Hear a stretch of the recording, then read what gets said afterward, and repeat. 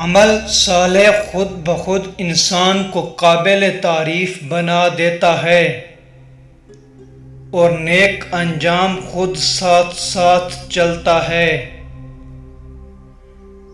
کسی چیز کی شدت سے خواہش محض بری بات نہیں بلکہ یہ مہلک بھی ہے۔ مروت یہ ہے کہ جب وعدہ کرے تو اسے پورا کرے۔ دانائیوں میں اعلیٰ درجے کی دانائی تقوی اور کمزوریوں میں سے سب سے بڑی کمزوری بد اخلاقی اور بدعمالی ہے۔ اللہ تعالی بہترین بدلہ لینے والا ہے۔